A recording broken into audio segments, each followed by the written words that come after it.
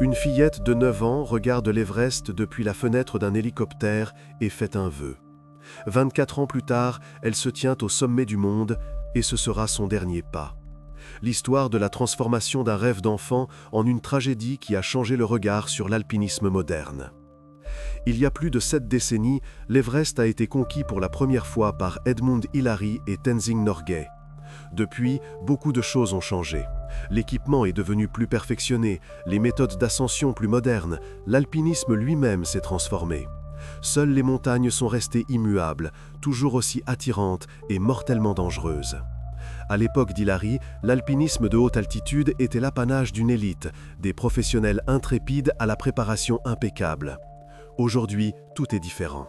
Si vous avez environ 100 000 $, même sans une seule journée d'expérience en montagne, même sans être un athlète, vous pouvez vous acheter un chemin vers le sommet de l'Everest. Des dizaines d'entreprises commerciales sont prêtes à fournir ce service.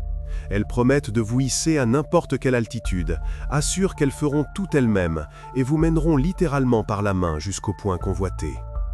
Seulement, elles ne vous parleront pas de l'autre facette. Au cours de toute l'histoire de la conquête de l'Everest, plus d'1 millier d'alpinistes sont restés sur ces pentes. 200 corps sont encore impossibles à redescendre. Ils gisent là où ils sont tombés, gelés dans les mêmes postures que celles où ils ont rencontré la mort. Certains sont devenus des points de repère pour d'autres grimpeurs. Les bottes vertes, à 8500 mètres, un corps dans une veste jaune un peu plus haut. Ces dernières années, le pourcentage de ceux qui ne sont pas revenus a fortement augmenté. Et la grande majorité des victimes sont justement des touristes commerciaux. Mais les gens continuent de répondre à l'appel de la montagne, comme si quelque chose dans ce sommet blanc, perçant le ciel, effaçait l'instinct de survie. Shriya Chaklerfin est née à l'ombre de l'Everest, au Népal. Sa famille appartenait à la lignée royale et jouissait d'un grand respect. Selon les souvenirs de ses amis, le grand-père de la fillette occupait un poste élevé au ministère des Affaires étrangères, et le manoir familial à Katmandou se trouvait à quelques pâtés de maison de l'ancien palais. Lorsque Shriya eut 9 ans, son père emmena toute la famille en voyage au pied de la montagne sacrée pour les hindous. Ils survolèrent l'Everest en hélicoptère. Ce vol marqua profondément l'enfant et éveilla en elle quelque chose d'important. La fillette colla son front contre la vitre froide du hublot. En bas défilaient des pentes enneigées, des crêtes acérées, des parois de glace plongeant dans des abîmes. L'air tremblait sous la vibration des roteurs. Et le sommet, celui-là même dont elle avait tant entendu parler, semblait à la fois proche et inaccessible. « Un jour, je le ferai. Un jour, je monterai là-haut », pensa la fillette. Mais 1 an seulement après ce voyage, alors que Shriya n'avait que 10 ans, son père meurt. La famille déménage à Mumbai. La vie change brutalement et irréversiblement. Les années d'adolescence furent difficiles. D'abord, son frère aîné périt dans un accident de voiture. Shriya l'apprit tard dans la soirée, un appel téléphonique, le cri de sa mère dans la pièce voisine, puis le silence. Un silence lourd, oppressant, qui dura des semaines. Puis sa mère meurt subitement. Son cœur s'est simplement arrêté, sans prévenir, sans adieu. Shriya retourne brièvement à Katmandou. Elle entre à l'université. Mais à 21 ans, elle trouve un emploi de comptable sur un bateau de croisière et décide de voir le monde, pour fuir le passé, les pertes, la maison vide avec des photos sur les murs. Sur le bateau, elle rencontre Bruce Clorfine, un pianiste talentueux de l'Ontario, au Canada. Il jouait dans le bar sur le pont supérieur, un jazz léger au son des vagues. Malgré la différence d'âge, de mentalité et de religion, ils décident de se marier. La famille de Shriya suivait des traditions strictes. Le fiancé devait être choisi par la mère. Avant de mourir, elle avait même eu le temps de trouver pour sa fille un médecin de Mumbai, respectable, de bonne famille, correspondant à tous les critères. Mais Shriya enfreignit toutes les règles.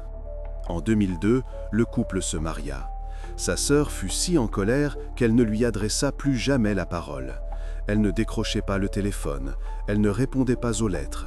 Pour sa famille, c'était comme si Shriya avait cessé d'exister. Après le mariage, Shriya déménagea chez son mari à Toronto. Les affaires prospérèrent. Elle se lança dans les affaires, et avec un certain succès. Elle ouvrit une société d'achat de vêtements de marque, puis plusieurs boutiques. En 2011, elle se présenta même aux élections législatives du Canada. Elle perdit, mais le simple fait de sa participation en disait long. Elle était ambitieuse, persévérante. Tout ce qu'elle faisait, elle le faisait avec passion, se souvenait son mari. Et voilà qu'elle annonce soudainement son intention de gravir l'Everest, que ce rêve d'enfant n'avait jamais disparu. Il attendait simplement son heure. Une amie de Shriya se souvient. En 2010, celle-ci décida soudainement de s'engager dans l'armée canadienne et dans une unité de combat. Elle se présenta à l'entretien, passa les tests préliminaires. Elle parlait de devoir, de service, du désir de se mettre à l'épreuve. Mais plus tard, cette idée se transforma en un projet de conquête de l'Everest. Peut-être était-ce le même besoin, prouver quelque chose, à elle-même ou à ceux qui lui avaient tourné le dos. L'idée initiale était de faire de cette ascension un acte de charité, collecter des fonds pour des enfants malades. Seulement, Shriya n'était pas une alpiniste. Sa seule expérience en montagne était un grand trek au Népal, à environ 3000 mètres d'altitude. Plusieurs jours de marche sur des sentiers balisés avec un guide et des porteurs. Donc, zéro expérience en alpinisme. Elle n'était même pas une athlète et ne pouvait se vanter d'une bonne condition physique. Mais elle commença à s'entraîner avec acharnement. Elle s'inscrivit à l'escalade. 2 fois par semaine, elle grimpait sur des murs artificiels en salle de sport, tombait, réessayait. Ses doigts lui faisaient mal à cause des prises, ses bras tremblaient après chaque séance. Elle se mit au karaté. Ce n'était pas tant la technique de combat qu'elle recherchait, mais la discipline, la capacité à endurer la douleur, à contrôler sa respiration. À l'automne 2011, Shriya lança un site web, y publiant plusieurs photos d'elle retouchées sur fond d'Everest. Le site proclamait son objectif, devenir la première femme canadienne d'origine sud-asiatique à conquérir le sommet via une expédition commerciale. La formulation était longue mais importante pour elle. Pour l'ascension, elle choisit une agence de guide relativement jeune nommée UTM Adventure Trekking. Le coût de leur service variait de 36 000 à 40 000 $. Pour l'Everest, c'est considéré comme une option économique. Les grandes compagnies demandent le double. Mais avec les billets, l'équipement, la nourriture, l'assurance et tout le reste, le total s'élevait à environ 100 000 $. La collecte de fonds caritatifs fut un échec total. Il n'y eut presque aucune réponse. Et Shriya dut hypothéquer la maison qu'elle possédait avec Bruce pour réaliser son rêve d'enfant. L'obsession de l'Everest commença à détruire leur mariage. Elle ne parlait que de la montagne. Elle se réveillait en pensant à l'altitude, s'endormait avec les mêmes pensées. Elle regardait des vidéos d'ascension, étudiait les itinéraires, lisait des comptes rendus. Bruce essayait de la soutenir, mais comprit peu à peu qu'il n'y avait pas de place pour lui dans ce rêve. Shriya passait de plus en plus de temps chez des amis. Elle rentrait tard, fatiguée, silencieuse.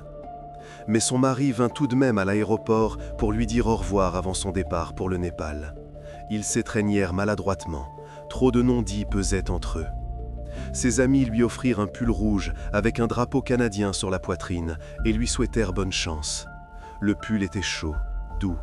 Elle le serra contre elle et sentit ses yeux piquer. Au téléphone, Shriya raconta qu'à son arrivée au Népal, on lui avait dit « On vous apprendra tout, ne vous inquiétez pas.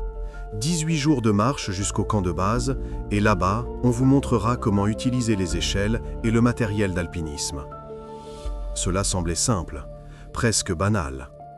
Elle arriva au camp de base le 12 avril. Les tentes formaient des taches colorées sur la pierre grise. Le vent agitait les drapeaux. L'air était raréfié. Chaque inspiration demandait un effort. Comme la plupart des agences commerciales au Népal, UTM ne perd pas beaucoup de temps à vérifier ses clients. L'entreprise exige un certificat médical confirmant l'aptitude physique. C'est tout, les affaires sont les affaires. La totale absence d'expérience en alpinisme ne dérangea personne. Le directeur de l'entreprise affirma avoir interrogé Shriya sur sa préparation. « Il est très important d'être en bonne forme pour gravir l'Everest. Elle m'a dit qu'elle s'était entraînée pendant 1 an. Elle était en excellente forme. Au camp, Shriya suivit effectivement quelques entraînements. Les Sherpas lui montrèrent comment s'attacher à la corde, comment utiliser un jumar, comment poser les pieds sur les échelles en aluminium jetées par-dessus les crevasses. Ses mains gantées étaient maladroites. Les mousquetons cliquetaient avec un son métallique. Les échelles ployaient sous le poids, se balançant autour du vide. Mais la plupart du temps, les gens restaient assis à attendre une bonne météo. Ce qu'on appelle la fenêtre météo, une période d'ascension relativement sûre, ne se présente que quelques fois par saison. C'est pourquoi des dizaines d'alpinistes s'accumulent au camp de base, regardant chaque jour la montagne et attendant leur moment. Les jours s'écoulaient lentement. Le matin, petit déjeuner dans la tente messe.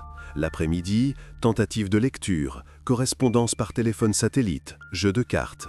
Le soir, retour dans la tente. Froid, même dans le sac de couchage. Le sommeil venait par bribes.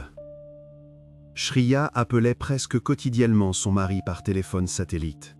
La communication était mauvaise, la voix se coupait, il y avait des grésillements. Dans l'ensemble, elle se sentait bien. Le mal de tête dû à l'altitude allait et venait. Elle était pleine de vie, très, très heureuse. Elle m'a dit « Priya, je me vois au sommet », se souvenait son ami. Le 18 mai 2012, Shriya entame son ascension. Il lui fallut 18 heures pour gravir environ 1 kilomètre à la verticale.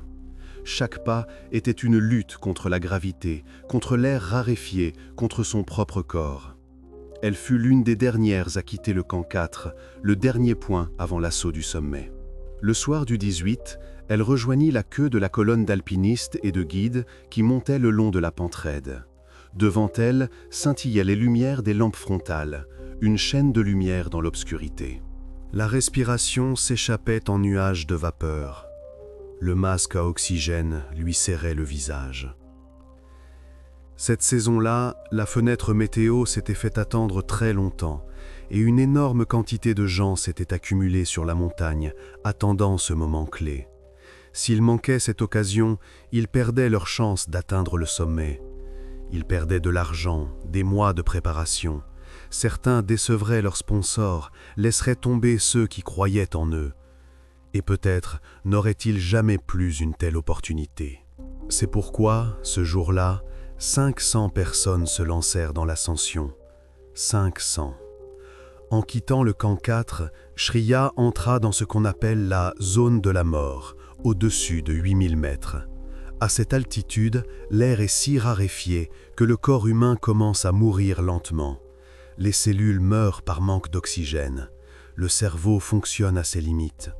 L'oxygène de la bouteille aide à rester en vie, mais ne vous rendra guère plus rapide.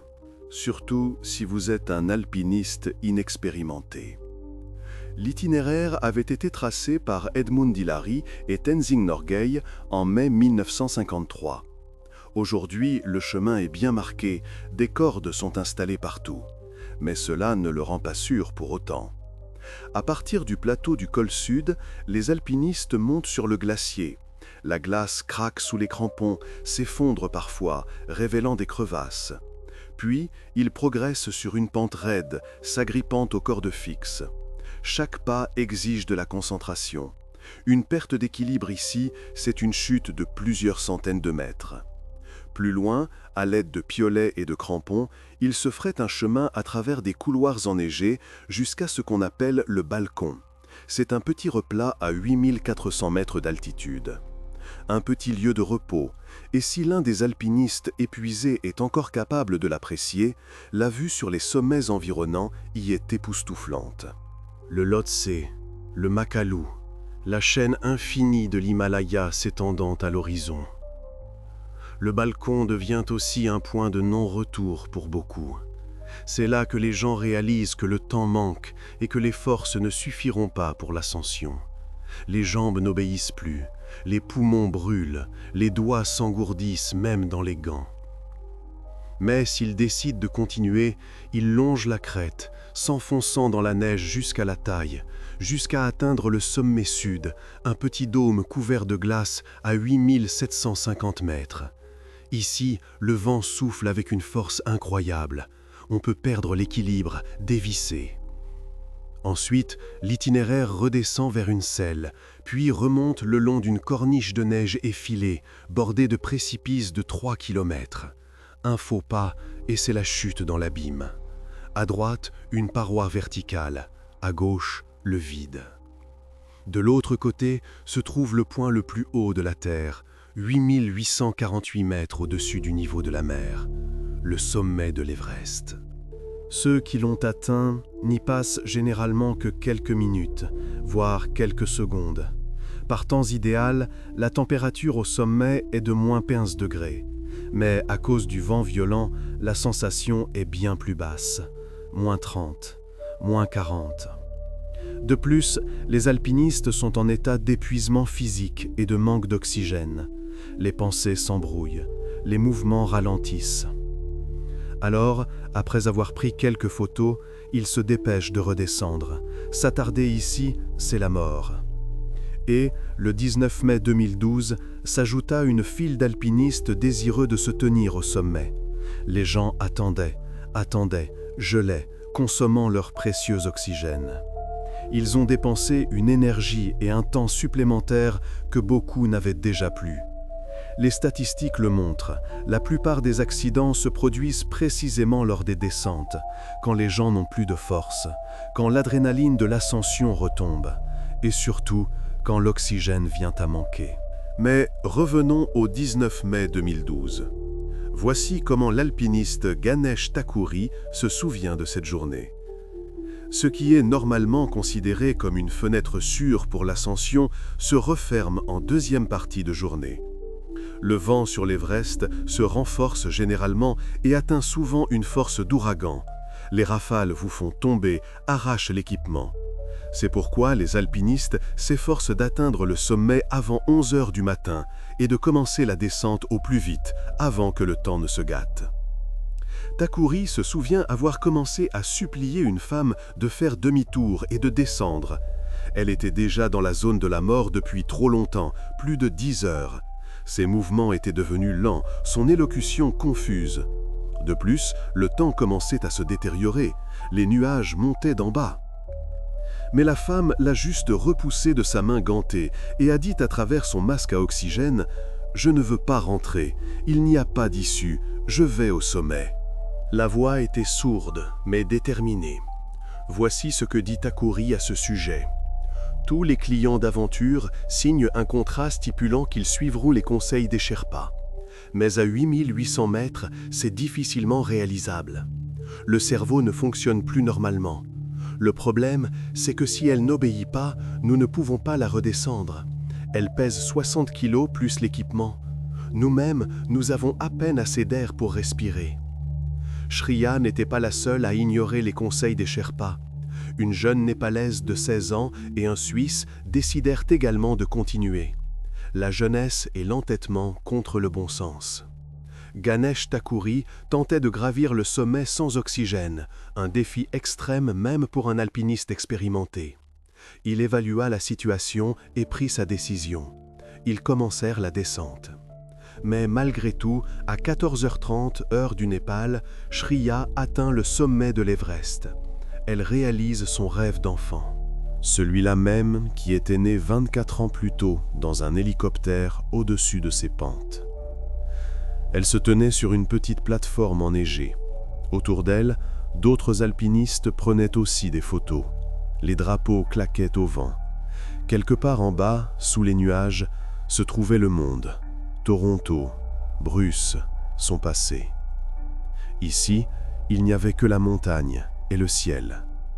Ses guides, Themba Sherpa et Dawa Dandi, contactèrent le camp de base par radio juste après 15 heures, heure locale. Ils informèrent que les autres membres du groupe avaient également atteint le sommet avec succès et commençaient le chemin du retour. Mais la descente ne se passa pas comme prévu. Shriya marchait plus lentement que les autres, beaucoup plus lentement. Chaque pas était un effort. Ses jambes fléjolaient, elle devait s'arrêter, s'agripper à la corde. Au moment où elle atteignit le sommet sud, elle tenait à peine debout. Son élocution était confuse, les mots ne s'articulaient pas. Elle comprenait mal ce qui se passait autour d'elle. Elle regardait les Sherpas avec un regard vide. C'était la conséquence du mal aigu des montagnes, le manque d'oxygène. Il peut provoquer un œdème pulmonaire ou, comme dans le cas de Shriya, très probablement un œdème cérébral. Le liquide s'accumule dans la boîte crânienne, comprime les tissus. La conscience s'embrouille, la coordination est altérée.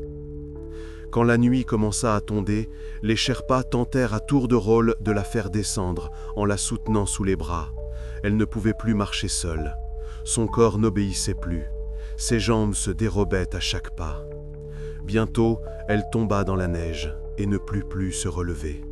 Elle restait simplement allongée, respirant lourdement et avec un râle. Alors ils commencèrent à la tirer, essayant de la traîner jusqu'au couloir rocheux où ils pourraient appeler à l'aide ou au moins s'abriter du vent. La femme était sur la montagne depuis plus de 24 heures et respirait sa 9e bouteille d'oxygène. Cette énorme charge était transportée par les Sherpas qui se relayaient. Les bouteilles métalliques heurtaient les rochers, résonnaient, se raillaient contre la glace. D'ailleurs, beaucoup se demandent pourquoi ne pas prendre des bouteilles supplémentaires. À une telle altitude, même cligner des yeux est difficile. Chaque mouvement demande des efforts colossaux. Et quelques kilos supplémentaires pour une bouteille d'oxygène peuvent devenir un fardeau insupportable. Habituellement, dans les groupes commerciaux, ce sont les Sherpas qui les portent, mais leurs forces ne sont pas illimitées. Eux aussi sont des humains, eux aussi se fatiguent, gèlent, suffoquent. Et voilà que Shriya utilise sa 9e bouteille d'oxygène. Elle ne peut pas descendre seule. De plus, le temps commence à se gâter, le vent se renforce, la visibilité diminue, la température chute encore plus bas. Jean Kedrowski, professeur de géographie et alpiniste du Colorado, faisait partie de l'équipe qui avait renoncé à l'ascension ce jour-là. Ils avaient décidé de retourner au camp dans l'espoir que les embouteillages se résorberaient le lendemain. L'expérience leur dictait qu'il valait mieux revenir sans le sommet que de ne pas revenir du tout. En remontant au sommet du glacier sur le chemin du retour, il vit 8 Sherpas essayant de faire rouler quelque chose sur la neige. Il s'approcha, c'était un corps. Une femme en doudoune ne respirait plus. Sur le chemin du retour, tôt le matin du 20 mai, juste en dessous du balcon, Kedrowski rencontra Ha Wenyi, un alpiniste chinois qui, souffrant du mal des montagnes, avait perdu son orientation. Il était tombé du sentier dans la neige. Il était assis, se balançant, marmonnant quelque chose en chinois. Il avait retiré l'une de ses moufles, on ne sait pourquoi, et souffrait manifestement de gelure. Ses doigts étaient blancs, cireux. La température était tombée en dessous de -40. J'ai trouvé sa moufle dans la neige et j'ai essayé de la lui remettre, raconte Kedrowski. Mais sa main était gelée comme de la pierre. Les doigts ne pliaient pas. Abeuvée a frappé la moufle et le vent l'a emportée. Elle s'est envolée dans l'obscurité, a disparu. Je suis resté là 1 minute, peut-être 2. Je les regardais. Ils regardaient quelque part au-delà de moi. Et puis j'ai pris la décision de partir. J'ai compris que je ne pouvais pas aider ce type, mais je pouvais sauver ma propre vie. Près des couloirs, Kedrowski vit plusieurs autres corps gelés et commença à descendre plus vite vers le camp. Le cœur battait à tout rompre, le souffle était court.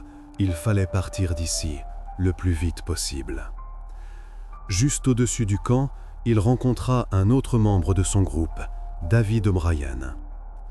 Cette nuit-là, le Britannique O'Brien avait renoncé à sa tentative d'ascension et aidé à faire descendre des alpinistes. Il agissait comme secouriste. Il avait de l'expérience en soins d'urgence. Quand Kedrowski s'approcha, O'Brien aidait un alpiniste polonais qui était tombé dans la neige et ne pouvait plus se relever. Il restait moins d'une demi-heure jusqu'à la tente, littéralement 500 mètres, mais il ne pouvait plus avancer. Ses jambes refusaient de fonctionner. O'Brien tenta de lui faire une injection de dexaméthasone, un médicament qui réduit l'œdème cérébral et ramène parfois à la vie. Mais le liquide gela dans l'aiguille. Il se transforma en une tige de glace.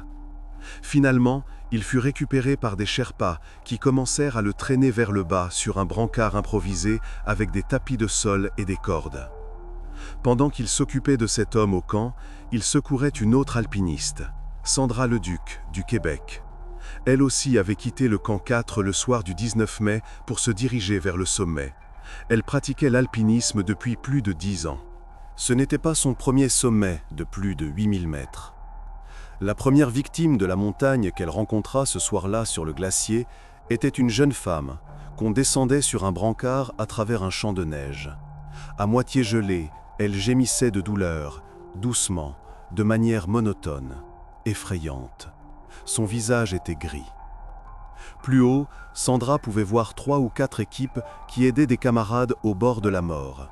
Certains gisaient dans la neige, incapables de se relever. D'autres étaient assis, les genoux serrés, se balançant. Le tableau rappelait les suites d'une bataille médiévale, un champ de bataille après un massacre.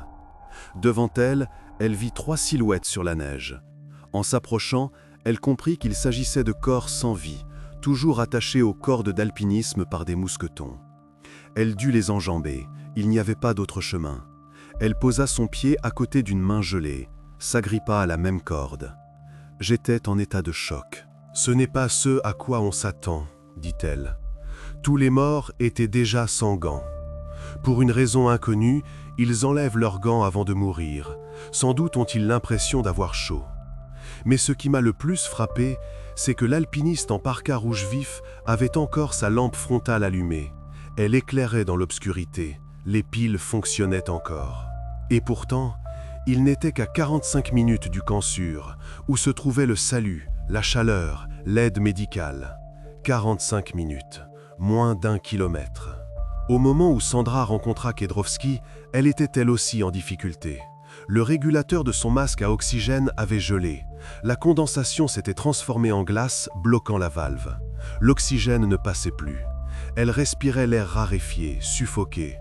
La femme commença à souffrir du mal des montagnes, vertige, nausées, perte d'orientation.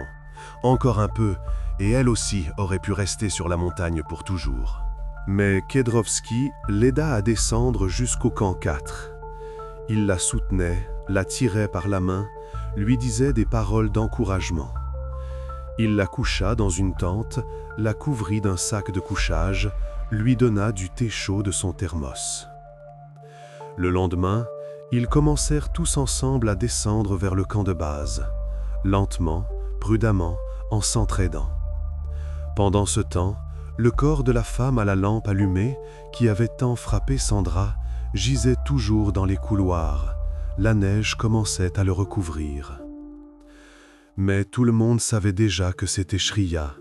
Quelqu'un l'avait même recouverte d'un drapeau canadien, rouge, avec une feuille d'érable blanche. Le 19 mai, les Sherpas qui l'accompagnaient, épuisés et souffrant d'hypothermie, retournèrent au camp 4 sans elle. Ils avaient fait tout ce qu'ils pouvaient. Faire plus était impossible. Quand le jour se leva au Népal, une équipe de recherche fut constituée. Ne pouvant déplacer son corps gelé, il pesait plus de 100 kilos avec la glace et l'équipement. Les sauveteurs la prirent en photo pour confirmer son identité à ses proches. Sous sa parka, elle portait un pull rouge avec une feuille d'érable, celui-là même que ses amis lui avaient offert avant son départ à l'aéroport de Toronto. Outre Shriya, 9 autres personnes périrent sur les versants sud et nord de la montagne. La plupart d'entre elles moururent en l'espace de 48 heures, du 19 au 20 mai, les 2 jours les plus meurtriers de l'histoire de l'Everest de la dernière décennie. Dans les couloirs de pierre, on retrouva le corps de l'alpiniste chinois A Wenyi, celui-là même que Kedrovski avait rencontré, ainsi que le corps de Song Won-bin de Corée du Sud, un jeune homme qui rêvait de devenir le premier Coréen à conquérir les 7 sommets. Un peu plus haut, sous le balcon, un médecin allemand mourut. Il avait atteint le sommet, mais ses forces l'abandonnèrent à la descente. Sur le versant nord, un médecin espagnol périt, ainsi qu'un autre Allemand qui mourut de froid après être tombé et s'être cassé la jambe. Il resta plusieurs heures dans la neige, appelant à l'aide. mais personne ne vint. Ils avaient tous atteint le sommet. Tous avaient pris leurs photos sur le toit du monde, mais ils n'ont pas pu redescendre. Finalement, les Sherpas réussirent à descendre le corps de Shriya jusqu'à une zone accessible par hélicoptère, en dessous de 7000 mètres, où l'air est suffisamment dense pour un vol. Il fut transporté à Mumbai. Cette opération aurait coûté 50 000 $ à la famille, un autre prix à payer pour un rêve. La femme avait 33 ans. Alors, de quoi parle cette histoire? D'une obsession pour un rêve? De folie? D'une terrible tragédie? Oui, de tout cela. Mais ce n'est que la composante émotionnelle, le sommet de l'iceberg pour ainsi dire. En réalité, ce cas et une série d'autres similaires ont fortement secoué la communauté des alpinistes. Des débats ont commencé, des articles dans la presse, des films documentaires. Tout le monde le comprend désormais, l'alpinisme a beaucoup changé, et pas nécessairement pour le meilleur. Au début des années 90, il était presque impossible d'entendre les mots « Everest » et « touriste » dans la même phrase. L'alpinisme était l'affaire de professionnels, une sorte de communauté d'élus où chacun savait à quoi il s'exposait. Aujourd'hui, comme nous le voyons, les montagnes sont envahies par des touristes commerciaux. Des gens avec de l'argent, mais sans expérience, avec des ambitions, mais sans conscience des risques. Les agences de tourisme poussent comme des champignons après la pluie. Chaque année, le gouvernement du Népal délivre un nombre record de permis d'ascension, plus de 500 par saison. C'est une manne financière énorme pour un pays pauvre. Chaque permis coûte 11 000 $. La tension entre les alpinistes professionnels et les touristes a déjà atteint son paroxysme. Les alpinistes de la vieille école sont exaspérés que les touristes traitent les montagnes comme un divertissement et un moyen de gagner des abonnés sur les réseaux sociaux.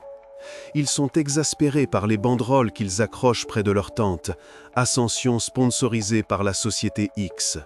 Le battage médiatique sur les réseaux sociaux, les selfies devant des cadavres. Et le fait que les vrais grands alpinistes, ceux qui ont ouvert de nouvelles voies, qui ont pris de vrais risques, sont souvent moins connus qu'une mannequin qui s'est photographiée au sommet, entourée des Sherpas qui l'y ont traîné. Cependant, ce ne sont là encore que des émotions. Le fait est que les alpinistes non préparés créent des embouteillages sur le chemin des sommets, de vrais embouteillages physiques, comme sur une autoroute à l'heure de pointe. Si quelqu'un faiblit et reste coincé dans un passage étroit, et il y en a plus qu'assez sur l'itinéraire de l'Everest, tous ceux qui suivent sont contraints de faire la queue, attendre à 8000 mètres d'altitude, dans le froid, en consommant de l'oxygène, en perdant leur force. Tous ne peuvent pas attendre leur tour. Et les alpinistes expérimentés perdent la possibilité de réaliser leur ascension à cause du manque de préparation des autres. Ils perdent de l'argent, des dizaines de milliers de $. Ils perdent des mois d'entraînement, des années de rêve. Une autre question non moins importante est celle des conditions d'accès à l'ascension. Comme nous l'avons compris dans ce récit, pour gravir l'Everest, il suffit d'un certificat médical attestant que vous êtes en bonne santé et que vous pouvez, en gros, le faire. C'est tout, rien de plus. Le fait que les gens n'aient aucune expérience en alpinisme de haute altitude ne dérange absolument personne. Pas d'examen, pas de vérification des compétences, pas de préparation obligatoire sur des sommets moins élevés. Vous avez de l'argent, bienvenue sur le toit du monde. Voilà les problèmes qui existent lors des ascensions de l'Everest. Et tant que le Népal gagnera des millions grâce au permis, il est peu probable que quelque chose change. Et malgré tout, notre héroïne a pu réaliser son rêve d'enfant. Elle s'est tenue au sommet du monde. Elle a vu ce que peu de gens ont vu. Elle a atteint ce vers quoi elle tendait depuis 24 ans. Même si c'était à ce prix.